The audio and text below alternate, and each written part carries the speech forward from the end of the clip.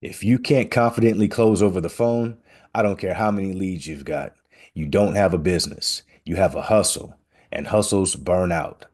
In this video, I'm going to show you why closing is the skill that separates consistent closers from confused hustlers. Be right back.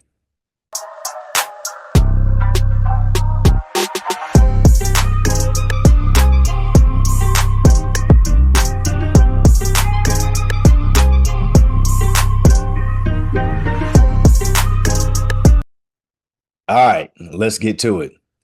Talking to sellers is not about charm.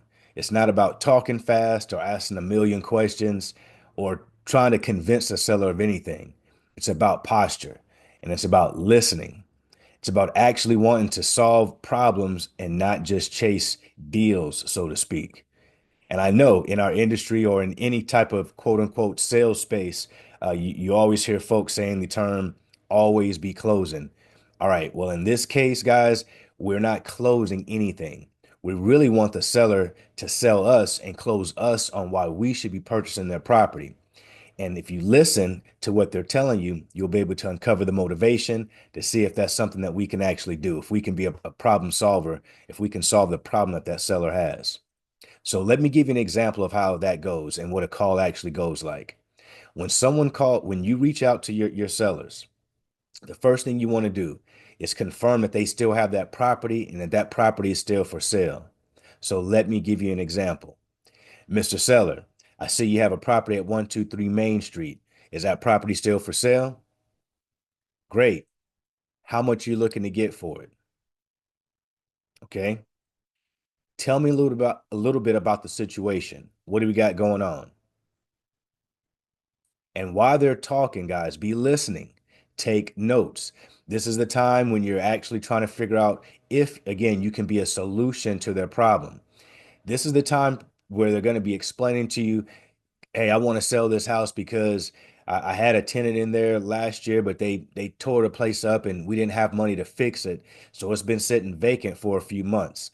And as you all know, anything that's sitting vacant, not making money, it's collecting a debt or it's collecting bills and problems for that seller. So again, you want to be listening to what is their motivation on selling. Not a you don't want to be asking a bunch of questions that are irrelevant at this stage. So remember, we started the conversation confirming that they want to sell. Yes, Mr. Yes, I do want to sell. Okay. What price do you want? They're going to give you a price. And a lot of people want to wait until later on in the conversation to extract that price out. They think that building rapport or going, taking some other route other than a direct route to getting that price is the efficient way to go. And I'm here to tell you guys, this is tried and true. We've done thousands of these calls. You want to extract that information as quickly as possible so that it's not a roadblock or a barrier for you. What you want to do is get that number as quickly as possible, and then you don't even want to focus on it right away when you get it. So if they tell you they want 200,000 and you've done a quick glance and you see at that property, the ARV, which is the after repair value, you see that the after repair value is 200,000. And this person on the phone, or you're looking at pictures online that where you can clearly see that there's going to need a rehab that's going to have to take place. All right, well, you don't haggle with the seller right then and there and say, Mr. Seller, you want 200,000? I'm looking here online at your pictures, and this house surely doesn't look like it's in $200,000 shape. You don't want to take that approach. We don't want to be combative. Remember, we want to be the authority and we want to be a consultant. We want to be here. We're here to help. So the way that you would approach that is again, you're listening. So now that you've got the price, when you say, so tell me a little bit about the situation, that's the opportunity for you to unfold their motivation. Why do they want to sell this property? Do they even have any motivation, or are they just seeing what they can get, what the market is offering at the time because their neighbor down the street sold a house and they want to see if they can sell theirs too? All right. So determining the motivation. You want the motivation to match up with the price. If the motivation is high, you want that to be in line with the price. So if the price is way up high, but the motivation is here, we're not where we want to be. We want to match those up or get the motivation to be even greater than the desire for the price or for what they're going to get from the property. And again, this is not any type of trickery or scamming techniques or anything like that. Again, we are actually addressing the actual issue. So, with that being said, let's get back to explaining how to uncover that motivation because this is so huge, guys. And this is the main factor that why I see a lot of new wholesalers not closing deals is because they just don't really know what to say or how to extract information from these sellers. So, back to it. Back to it. So, as you can see, motivation is huge because once we have that motivation, they're going to tell us again, Sean or whoever you are. Um, I had this property. It was in our family for many years. We used it as an investment, but again, this renter that was in place really put us in a bad spot. And we're not rich, so we don't have a bunch of money to just go out to throw back into it. And we're starting to get notices through the mail from the city for code violations because we're not able to keep up the yard. We're not able to do certain things like we were when that tenant was in place. So if you guys who are listening didn't hear that we've uncovered motivation, we have a time motivation. Why is there a time motivation? Because each day that goes by, it's costing this seller money. Each day that goes by that they don't have a tenant in place or either this property sold, it is costing them money. Not only that, but the city has got involved. The city is now giving them code violations or threatening to give them fines or fees due to things that are going on with that property since they aren't able to maintain it and keep it in the status that it was in when there was a tenant in place. So that's the motivation. That's it, guys. It's we are not asking. So, what color is that paint in on the inside? Did what color are the bathroom tiles? Like, yes, those questions and those things are important. They definitely are important, but they're not that important in the discovery phase when we are trying to uncover motivation. So again, uncover that motivation by allowing them to talk when they by asking open-ended questions. It allows them to talk. If they get to a juncture where you're not getting enough, expound on that. Say, tell me more. Oh, so you had a tenant in place and they stopped there. We had a tenant in place and they were horrible. No.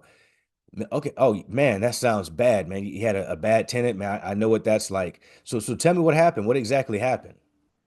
They are going to pour into you. They are going to explain what happened if you allow them. This is when you zip your lips and use the two ears for what they're there for, which is listening.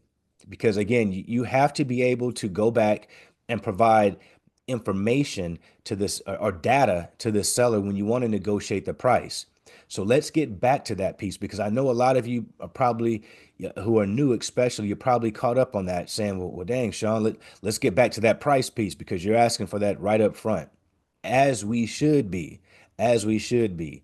And there's others out there that promote and teach the same thing that I respect, like RJ Bates, um, Jerry Norton. There's a lot of folks out here that I respect that are direct. There's no fluff. We don't make up stories. We don't lie to the sellers. There's no need, guys. You got to be a truth teller and a truth seeker. That's how you go a long way in this business. And again, you have to approach these calls as wanting to solve problems, not just look for deals. You're not going to find deals, but finding problems to solve, that's much easier. And those convert into deals. Does that make sense for you? All right, so let's keep that going. All right. So back to that price. So now that again they've given you a price, they said 200,000, and again you know that the ARV in this community of properties that are fixed up are at 200,000. Their property, based on the pictures that you're seeing, based on the conversation that you use, and based on the tools that are available.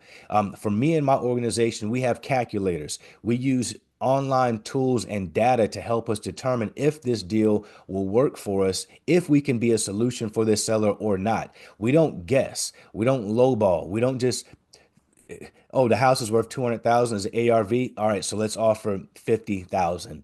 60,000, and let's see how many of those offers like that stick. No, that's not how we do this. We are strategic. This is the smart. It's over there. This is the smart wholesaling method. So we do things the smart way.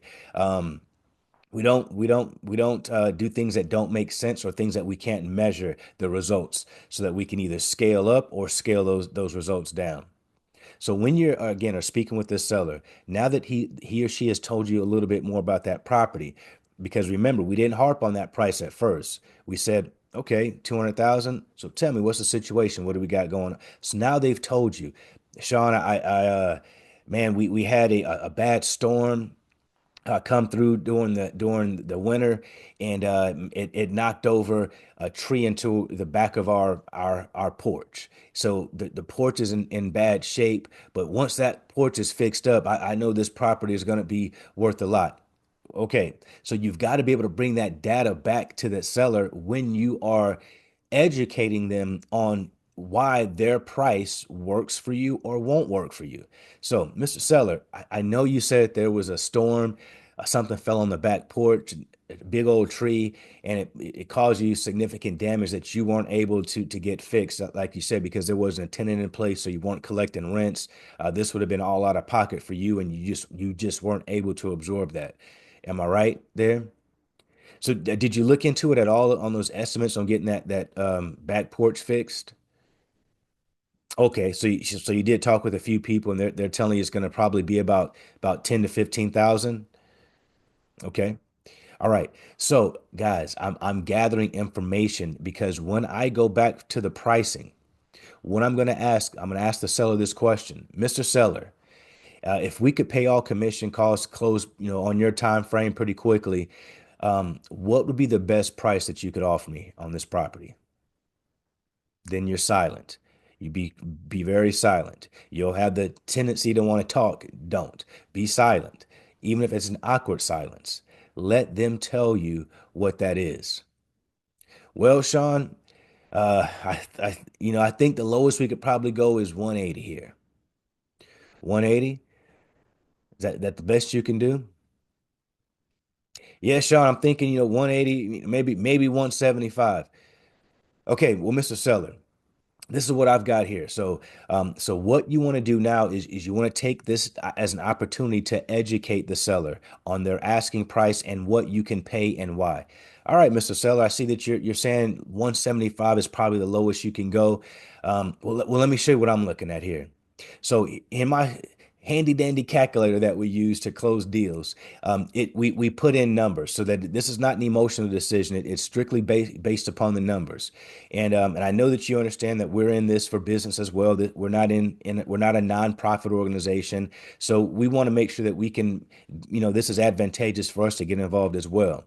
So based upon what we've seen, Mr. Seller, you are saying that you want 175. We need to be a little closer to about 145. And the reason being is because that back porch that you've said is torn down or needs to be repaired, that's going to be at least 15 to maybe 18,000 on our end, because I'm not going to be the one going in there doing the work. We're going to have to hire somebody to do that. So right off top, that's another, 18 to 20,000, where we're a little bit off. And I know there's a couple of other things that you said needed to be fixed as well.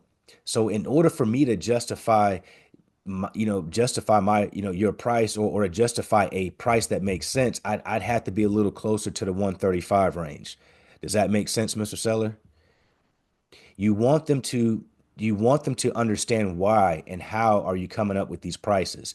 And the only way that you can do that is if you, the wholesaler, are thinking as the end buyer. If you're thinking with your end buyer in mind, you will approach these opportunities with a much better mindset. So, Mr. Seller, again, about 135 based upon what we've just looked at. That's in the ballpark. That's what I'm looking at. And if we can make this happen today, if that price works for you and makes sense, I'm willing to go ahead and move on this, and let's get it done.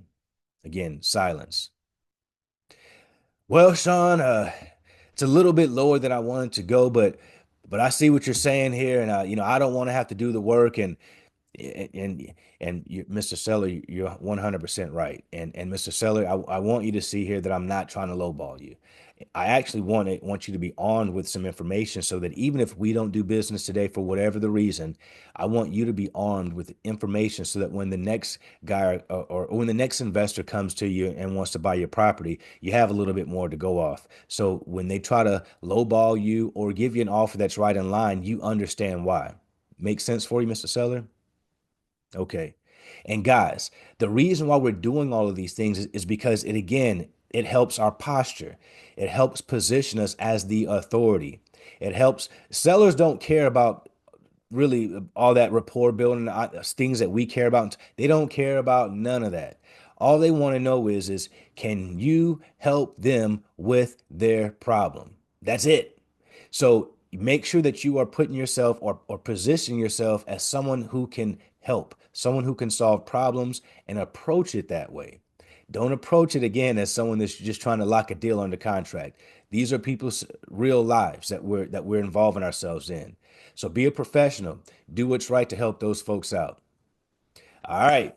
That's all I got for you guys. So if you enjoyed today's call, you align with what we talked about here today, what I want you to do is drop a smart down in the comment section. Let me know what you thought. Let me know your ideas. How do you approach calls? What is your success rate with your method if you're not using the smart wholesaling method? All right, guys. So that's it. This has been Sean Young. Drop me a comment down below. Hit that like button, hit that subscribe button, hit that notification bell so that you never miss an episode. And until next time, guys, go out there and crush it. Make it happen. Nothing can stop you. See you next time.